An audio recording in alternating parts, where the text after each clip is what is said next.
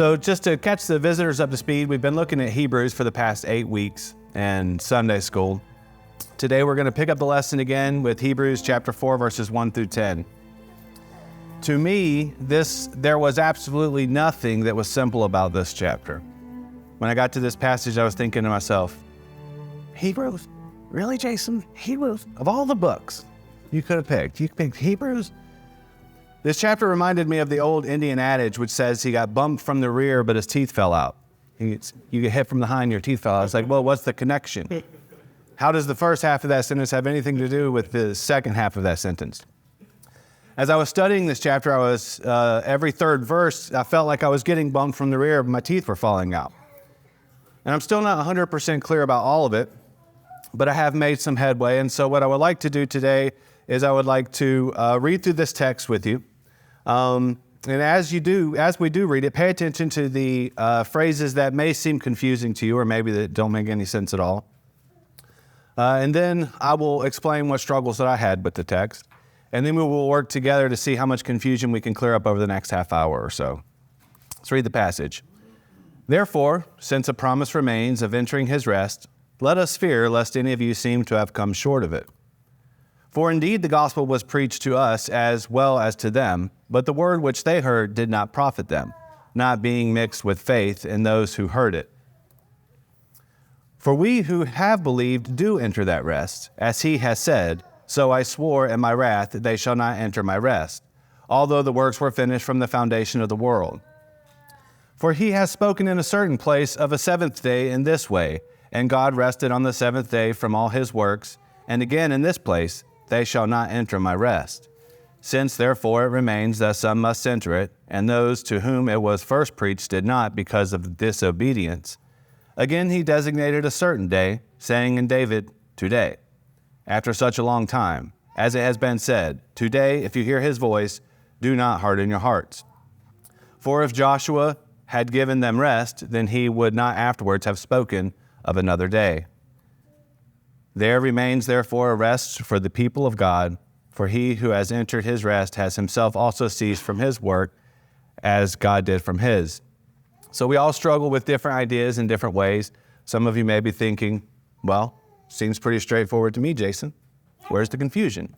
If this is your stance, then great, we might need your help this morning. I'd like to take a survey. And when I say so, everyone raise your hand and hold up fingers 1 through 5. 1 meaning there is no confusion, it's crystal clear, I should take a seat and let you teach Sunday school. 5 meaning you got bumped from the rear and your teeth fell out. Raise your hand. Where are you at now? Let me just gauge where we're at. Couple 2s, we got a 2 down here, yeah. Couple 3s, 4. All right, I started off as a 5, so you're all starting off ahead of where I was for sure. So let's look at the 2 parts that I struggled with. Number 1 was, what exactly does this rest mean? Or entering into his rest. What is that? I had some ideas, but I wasn't sure. It's not really a term that we use today. No one ever says, hey, would you like to come over this afternoon and enter into my rest? This idea of rest, though, is a, if not the, key component of the text. This is the entire passage. And we see that rest is highlighted here 7 different times within the 10 verses. So this was my first struggle. The second struggle that I had was I could not figure out what the therefores were there for. 3 different therefores that I could not wrap my head around. One of them was in verse 1, therefore since a promise remains of entering his rest. Then in verse 6, since therefore it remains that some must enter. And then in verse 9, there remains therefore a rest for God's people. When I read these statements, my heart desired for them to be true. When it says, since therefore some must enter, I want that to be a truth claim. I want that to be a statement that's describing my reality. Why? Even if I don't understand what it is, because I trust the scripture. And right there in verse 1, I'm being told to be fearful of not entering into it. It says, let us fear lest any of you seem to have come short of it. So if not entering into it is worthy of my fear, then I know that I want it. But the question still exists. What is God referring to when he speaks of this rest? And another very important question, verse 6 says, since therefore it remains that some must enter. If this is the case, then how do we enter? We're going to be answering that question today, hopefully as well. So we all know the therefore thing. And studying this, every time I got to these therefores, I kept going back and rereading everything leading up to that passage over and over. But each time I got to the therefore, since the promise remains, and therefore it remains that some must. And every time I got to these therefores, for the life of me, I could not understand how Paul was coming to this conclusion. I wasn't able to connect the dots. I didn't have a logical flow that was leading me to that conclusion. Let's look at verse 3 again. For we who have believed do enter that rest, as he said. Paul's there. This was the verse that I think originally kept throwing me for the loop. Verse 3 seems like Paul is about to clear things up for us. Look what he says. He says, for we who have believed do enter that rest, as he has said. And when he uses the word he here, he's referring to God. So what he's saying is that for we who have believed do enter that rest, as God has said. Now, in the very next thing that Paul is going to do is he's going to be quoting something that God said in Psalms 95. Now, call me crazy, but when I read this phrase, as God has said, my brain was telling me that what God is about to say is going to bring clarity to what he's talking about. For we who have believed do enter that rest, as God had said. And then what does God say? So I swore in my wrath, they should not enter my rest. What? That's like the opposite of clearing it up for me. This is how I was reading it. For we who have believed do enter his rest, as God has made it clear when he said they shall not enter his rest. So I was thinking, Paul, come on, throw me a bone here. So I decided to go see if Chrysostom could shed some light on this for me. For we who have believed, Paul says, do enter his rest. To show how this was evident, Paul adds the following. Okay, so Chrysostom saw the same thing. Paul's about to show us how this is evident.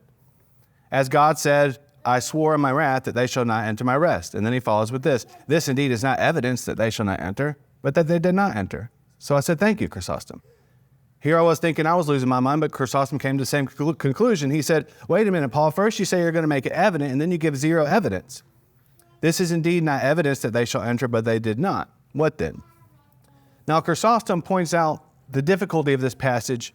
In fact, if you go further back in his homily, he expresses in a different way just how difficult these passages are to understand when he said this.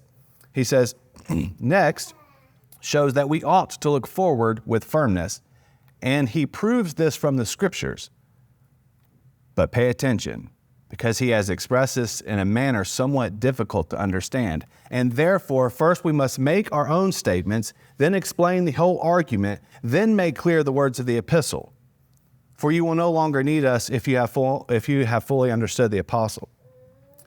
He says that we ought to look forward to firmness, and he proves this by scripture, but be attentive, he says. Pay close attention, because he has expressed this in a manner somewhat difficult to comprehend. So after this statement, what Chrysostom does is he goes through a very lengthy explanation of this. And his explanation of it in itself was a very difficult read.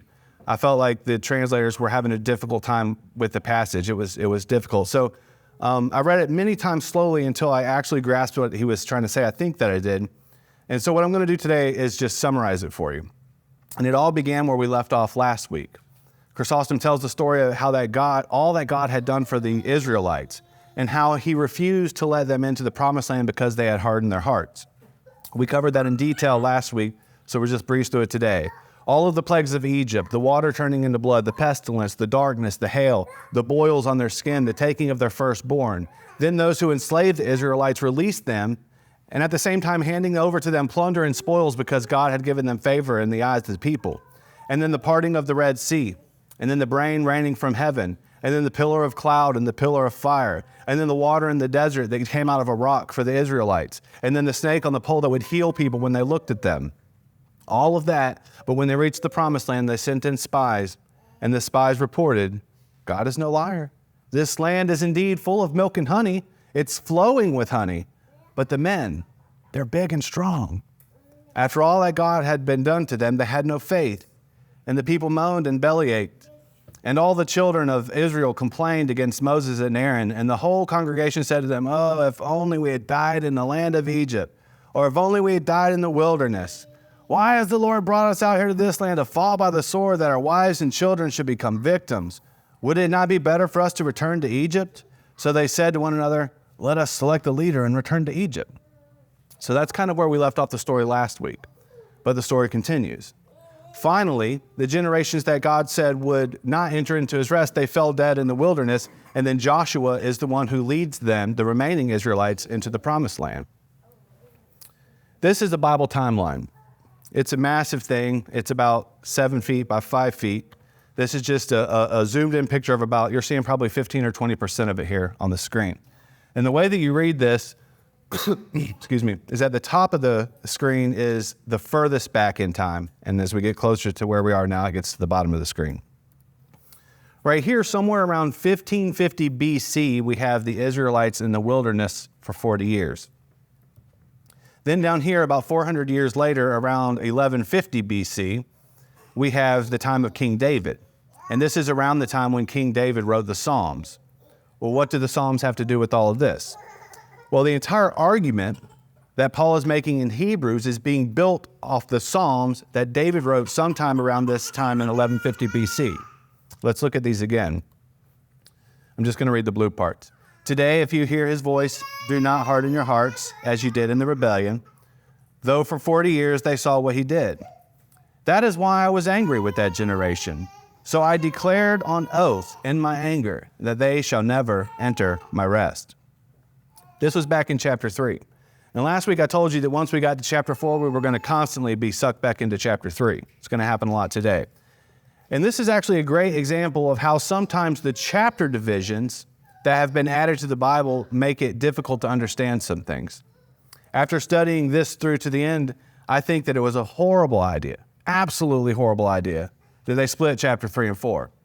And that's one of the reasons why I struggled with this so much, because my brain, it just saw it as chapter 4 comes, it's a new thought, we're moving on to something else. Because Paul is using these passages in the Psalms here, which he is quoting in chapter 3 to make his whole argument in chapter 4. But the chapter divisions were creating a disconnect in my mind.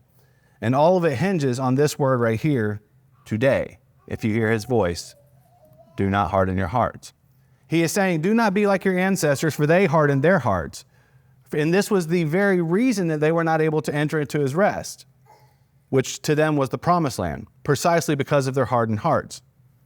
All right, now before we go any further, let's look back at our text and recenter ourselves.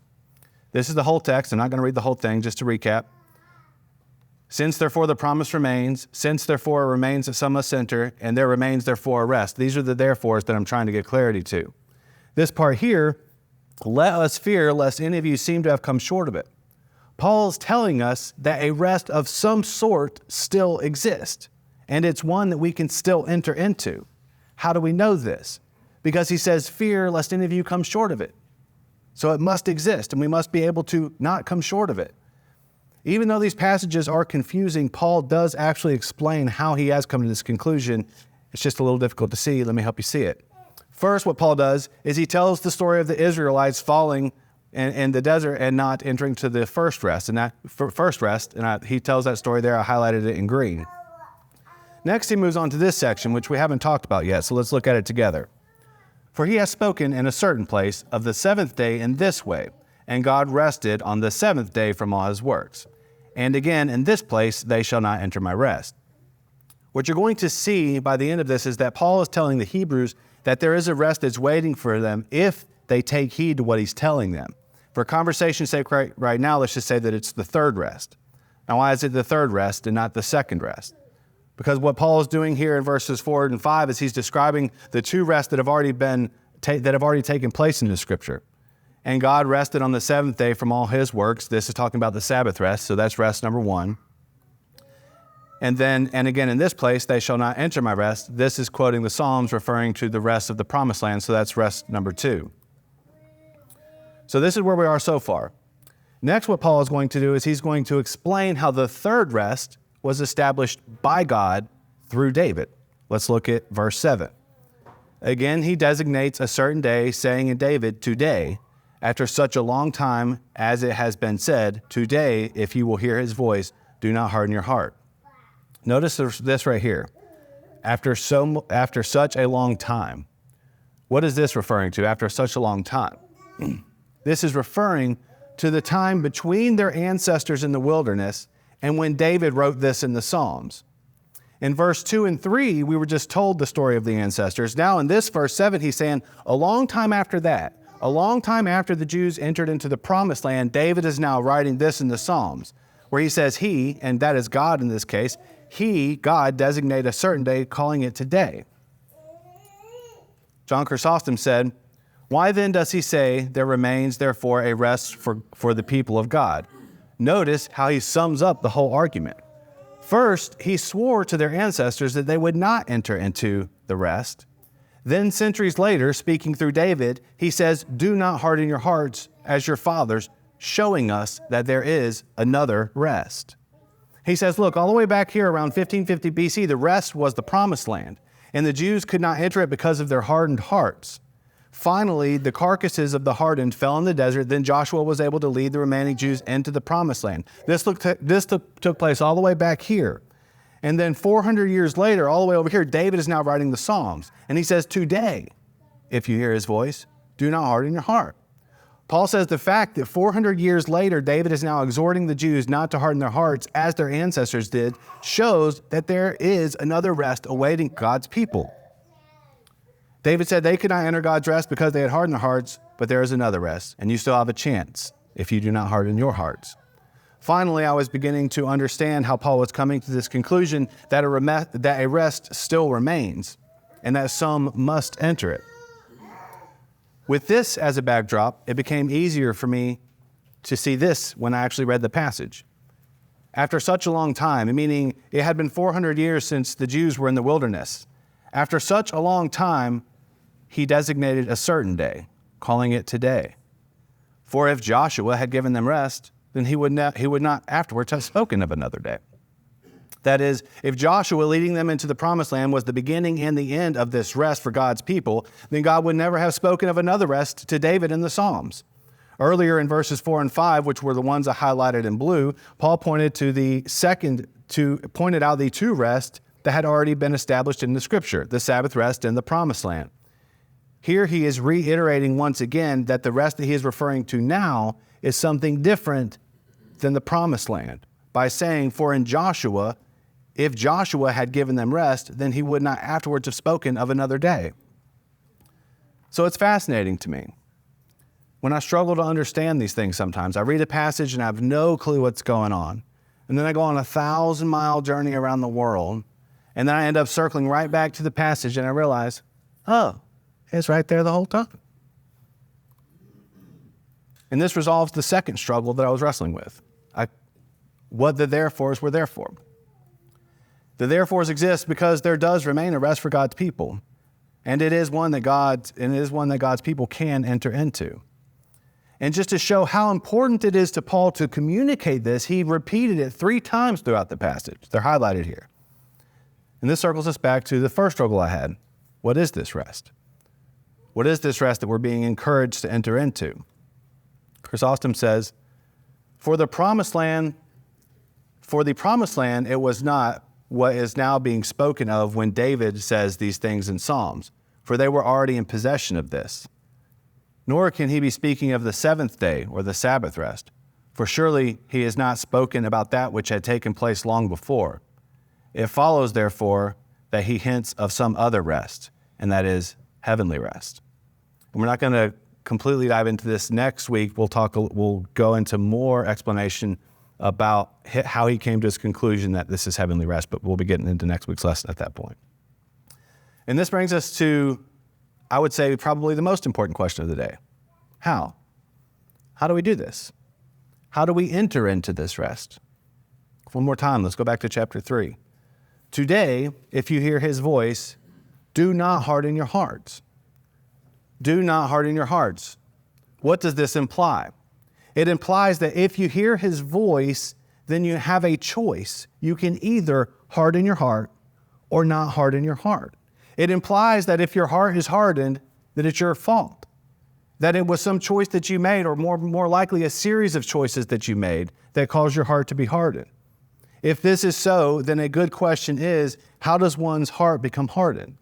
The answer to this question comes in verse 13, which says, but exhort one another daily, while it is called today, lest any of you be hardened through what? The deceitfulness of sin.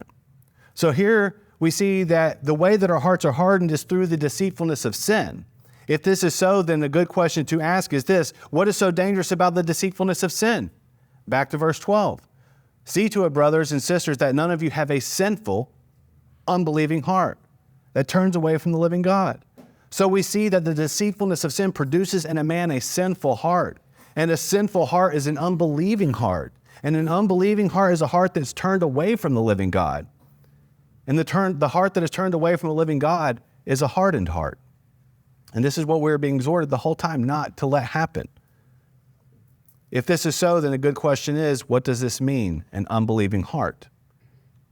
The answer to this question is just a few sentences later in verse 18, which says, and to whom did God swear that they would never enter his rest, if not to those who disobeyed? So we see that they were not able to enter because of their unbelief.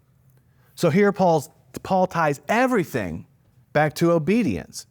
He tells us that unbelief and disobedience, they cannot be separated. Notice that he poses the question and then he answers the question in the exact same breath. He asks in verse 18, and to whom did God swear that they would never enter his rest, if not those who disobeyed? The ones who did not make it in, the ones who didn't make it in because of their disobedience. And then to show that disobedience and unbelief cannot be separated, he says, so we see that they were able to enter because of their unbelief. God swore that they would not enter because they disobeyed, so we see that they could not enter because of their unbelief. See to it, brothers and sisters, that none of you have a sinful, unbelieving heart that turns away from the living God. And Paul pounds this exact same point again 2 more times in chapter 4, both in verse 6 and verse 11. He says, since therefore it remains that some must enter in, and those to whom it was first preached did not enter because of what? Their disobedience. And then in verse 11, let us therefore be diligent to enter that rest, lest anyone fall according to the same example of disobedience. So it all boils down in the end to obedience. 3 different times Paul tells us that that's the reason they did not enter.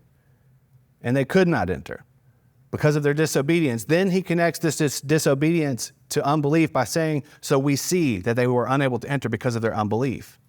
In other words, if they believed, they would have obeyed. Follow me here. Why did they not enter his rest? Because of the hardness of their hearts. Today, if you hear his voice, do not harden your hearts. How does the heart become hardened? The heart becomes hardened through the deceitfulness of sin. Exhort one another daily, lest any of you be hardened through the deceitfulness of sin.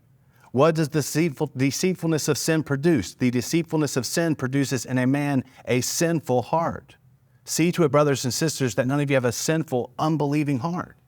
A sinful heart, what is a sinful heart? A sinful heart is an unbelieving heart. The unbelieving heart that turns away from the living God.